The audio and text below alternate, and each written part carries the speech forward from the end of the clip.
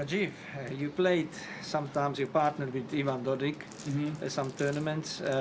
Did you know before the final that about the Phillips baby, the second girl, and how did you see ever Philip playing so well in a match? No and no. No, I didn't know. He's a great guy, and actually, Philip. I mean, they're both great guys, but Philip, especially in lovely family, and I didn't know that he was expecting another baby. So, obviously, big congratulations for a couple of reasons for him. And yeah, start to finish, I thought he played really well. We tried different things. I'm proud of the way we competed, and felt like maybe we had a half a look in the second set, but yeah, he was just a bit too good for us today. Matt Futterman from the New York Times. I talked to you both in quarantine when you were in the hard, Rajeev, you were in the hard lockdown, and you were without anybody to play with. I guess the first question is, like, you both had good success in these doubles in this. What did you learn from this lockdown quarantine experience, and what does it make you think of going forward? Because obviously tennis is going to be in a bit of a mess, traveling throughout the world and dealing with these things for, I don't know, 6, 12 months, whatever it is. Yeah, I mean, I guess I learned that Rajeev doesn't need to practice too much to play pretty well. I mean, yeah, I think it was better. Obviously, it was a lot easier for me. I was practicing with my coach during that quarantine time. So yeah, I was feeling fine coming out of that. Obviously, it was tougher for Rajeev, but yeah, he hits the ball pretty well, so it didn't take him too long to get his iron again. And then physically, I think after a week or so, he was feeling pretty good. So we were fine. It wasn't really an issue once we got into the tournament. And obviously, yeah, going forward, we're not sure what's going to happen, whether we're going to have to do any more quarantines or anything. I think we've just got to see what happens. I mean, obviously, it's not ideal, but we're lucky to be out here playing. I think. Obviously, to be playing a Grand Slam, like it was fine to do that. I think everybody was happy to. Well, I wouldn't say everybody was happy, but everybody was willing to do the quarantine to be playing Grand Slam. I'm not sure about maybe some of the smaller events, but yeah, obviously it's tough at the moment. It's a lot tougher for most people than it is for us. So we're lucky to be playing, and yeah, we'll just see what happens. I mean, if you could answer a little bit of the previous question, Rajeev, and then also, what was the hardest thing coming back? Was it getting your timing down with your partner, because all of a sudden you had to start competing, or just personally with your game? Yeah, no. Well, I'll answer the first one. The second one first. The easiest thing was getting my timing down with my partner. I think because we're going on our third year together, and I think we have a great understanding of each other's games, and we get along really well, on and off the court, and I think that's one of the things that makes us, a difficult team to play against, and one of the better teams out here. So I think that was the easiest part. For me, physically, was the toughest part. Just, not sure how much to do, and, trying to err on the side of easing into it, but you still are here preparing for a Grand Slam, so I kind of went through a little up and down where it was like, I felt pretty good, and then it kind of hit me that, I had to back off a little bit, and the first week kind of showed that. I think we weren't great and didn't really expect to be, but then, rounded into form nicely when this tournament started. So I think in the end, it didn't really affect our performance or my performance in this particular, in the Grand Slam, Yeah, but it's a tough situation, like Joe said, but we have it better than most. So I think him and I were happy to do whatever it took to come down here and play, and we certainly appreciate the efforts of the whole organization here, as well as the country, of inviting us here. And yeah, it wasn't an ideal situation, but we kind of knew that was a possibility to a certain extent. You have a little bit of similarity with Philip. He had to sacrifice his singles. He had a big gap, 5 years, didn't pick up a racket from 2013 to 2018, concentrating on doubles, came back. How is the feeling that you can still be successful, good tennis player in doubles, and achieve all this and see the best tournaments? Yeah, I mean, obviously, yeah, obviously that's possible. I think what he's done is incredible, having so much. Yeah, I mean, I didn't know him at all before when he was playing before, so he's kind of just a new guy on the tour to me. But I played him here in 2009, if I'm not mistaken. So yeah. Yeah, so yeah, after that amount of time, and obviously being a lot more successful now, I mean, it's incredible, and he played unbelievably today. I think we talked before the match, maybe his first Grand Slam, he might be a bit nervous or might not be, playing his best because of the occasion, but he played incredibly well. So yeah, just that was too good. Rajeev, you were a member of the Roddick, Blake, Fish, Ginepri generation. Wow, I'm a little younger. Not that much. Does it surprise you, amuse you, or what's the emotion, the fact that you're still around long after they've all retired, albeit in doubles, but winning Grand Slam titles, getting to men's doubles finals? Yes and no. I mean, I think any of those guys you mentioned, if they were interested in a career in doubles, probably could have still been out here, or maybe not. Yeah, I mean, like I said, they are couple of years older maybe, but they would roundabout, out here.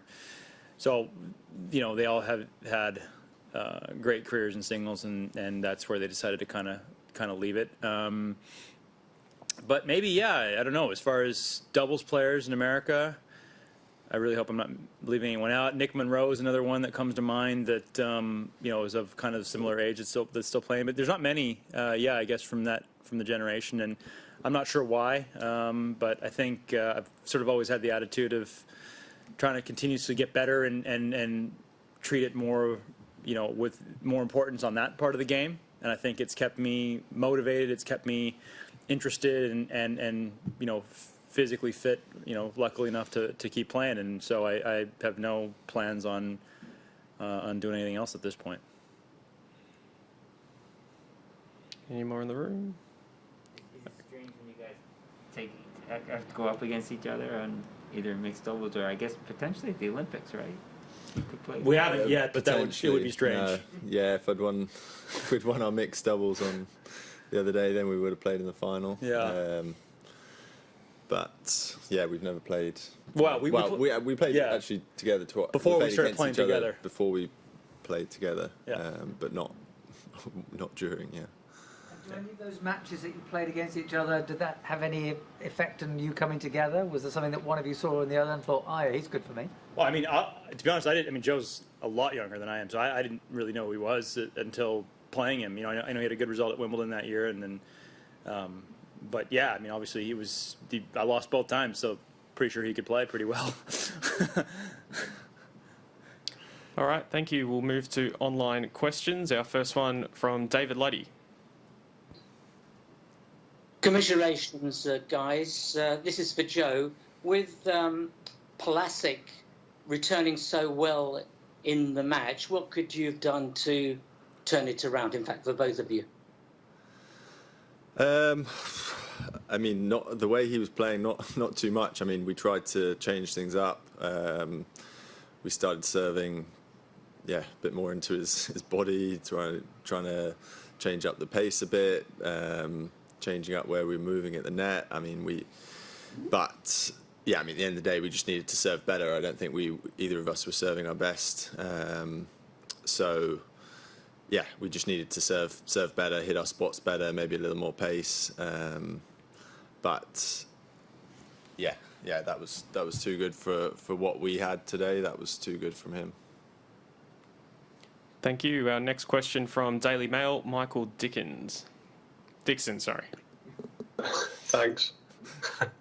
Joe, bad luck. I'm just wondering, I think it was Cam Norrie was saying that he probably wouldn't be going home till April, sort of various scheduling reasons. I'm wondering if you were in a similar situation and what your next tournament you're actually down for is. I don't think I'm in a similar situation. I'm going to be going home. I think we still get a kind of athlete exemption from the the quarantine. So we go home, take a test, wait for the result. If that's negative, then we're kind of exempt from the quarantine in terms of sort of training purposes, apart from those countries that are on the red list. So I'll be going home, and then we were entered into Rotterdam. Not quite sure if we'll play that. Probably leaning towards not playing that. Rajeev going back home, and then probably play Acapulco next, or maybe Dubai, but one of those not until that week. Thank you. Our next question from The Sun, Robert Moore. Joe, we spoke to Joe Conta before Christmas, and she said she was sending you mixed doubles audition tapes via WhatsApp or FaceTime. What was your reaction to those when you saw them? And what are your general thoughts about the Olympics? Because you are the man in pole position for the doubles at the moment. Yeah, I mean, obviously I'd love to play whoever that's with. I mean, if I was to play in the mix, that would probably be with her, as she's the highest rank, so that would be fun. I think that was a bit of a joke, the video that her coach sent me. Yeah, they sent me a video of her hitting volleys. But yeah, that would be fun. Obviously the men's I would love to play as well. Not sure again who that will be with yet. I think it's still up in the air whether the Olympics is actually going to happen or not, but hopefully it does, and that would be great to be able to play. But yeah, again, I'm not really sure exactly what the criteria is for the entry for the mixed and men's. I think it depends on quite a lot of different things, so yeah, just have to wait and see. Thank you. Next question, Eleanor. Hi Joe, sort of similar subject. I just wanted to ask you about Davis Cup. I mean, given sort of all your achievements, it's strange that you haven't played Davis Cup yet. So given that Jamie and Neil aren't playing together anymore, sort of how much is that on your radar? And do you think that you and Jamie could make a good pair for Davis Cup? Yeah, I mean, I haven't thought about that too much. Obviously, it's something that I would love to do. I think, obviously, last year it didn't happen, and then the year before that was when Jamie and Neil were playing together, and we were kind of around similar rankings. So that was understandable that they played in that. But yeah, this year I would love to play it. Hopefully, it goes ahead as normal. And yeah, I don't know what would happen with the partnerships. I've played with Jamie before. I've played with Neil before. So yeah, we'll see what happens. But yeah, I would be happy to play with either of them and love to be part of the team. Thank you. Next question, Ben Rothenberg. Congrats, guys, on your run. Rajeev, I guess it's probably more for you. I was looking through the men's doubles rankings recently and saw there were only, I think, of like the top 40 guys in doubles, only I think 2 who are also top 100 in singles right now. And it seems like you sure talked about guys being able to extend their careers through doubles longer. I'm just wondering how you think that changes the sort of makeup of the men's doubles tour, having it be so heavily right now guys who are really focused purely on doubles largely. Well, I think actually it shows you just kind of how much the games are different. You know, that the players that specialize and really focus on doubles and form partnerships with other players can really be successful. I think even when I first started playing, it was sort of a lot of the singles guys, if they played, they would be very difficult to beat. And I think the doubles only players have really taken it upon themselves to sort of master the skill of doubles, not only with the technical aspects, but also with the team aspects. And I think you're seeing that they're winning a lot. And I think that's why, and it's tough. Also, singles is no question physical and all that. So, maybe the singles guys are not, I'm not going to say not into it as much, but don't have as much in the tank. No question about that. But I really think there's a lot of credit and a lot of big efforts being put forth by the doubles players to raise the bar, and in these big tournaments, you're kind of seeing that. I feel like at the ends of them, most of the times it's the doubles guys that are playing. Thank you. Last 2 questions. First from BBC, Russell Fuller. Rajeev, just looking ahead a little bit schedule-wise to that period from April through until July, when the tour is very much Europe-based, are you the sort of person that thinks you can deal with living for 3 or 4 months out of a suitcase and being able to commit to spending all that time in Europe, given the quarantine or the bubble rules? It's a really good question. I mean, it's nothing that we've had to deal with before. We've always had the option to go home. So I'm not sure what I would do, but I will say that I love to play and I love what I do, and I love to play with Joe, and so I'm very happy to entertain just about anything in order to keep it going. I think it's a much easier situation, to be honest, to say that okay, we have to be in Europe and be there and maybe have restrictions, as opposed to 1 week in Europe and then you go somewhere else and there's different rules and you got to deal with different quarantine situations. If we can make it so where it's maybe in one region and of similar rules for a longer period of time, I think that would be an ideal situation. Thank you. And final question from Daily Mirror, Neil. Yeah, hello. And a question for Joe. Just to follow up on the mixed doubles question of the Olympics. Have you actually spoken to Joe, and do you think you'd make a good team? I've spoken to sort of casually about it.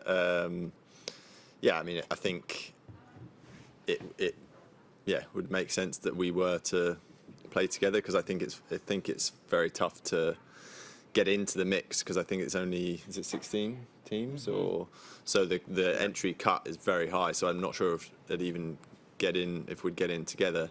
But yeah, we've mentioned it between each other, and I think we're both up for doing that if we can get in. As for making a good team, to be honest, I don't know. I don't see why not. I don't think Joe plays a lot of doubles, but obviously she's a great player. She's got a very good serve, I think, and hits the ball great. So I think we could definitely make it work to give it a good shot. Cheers. Thanks, both.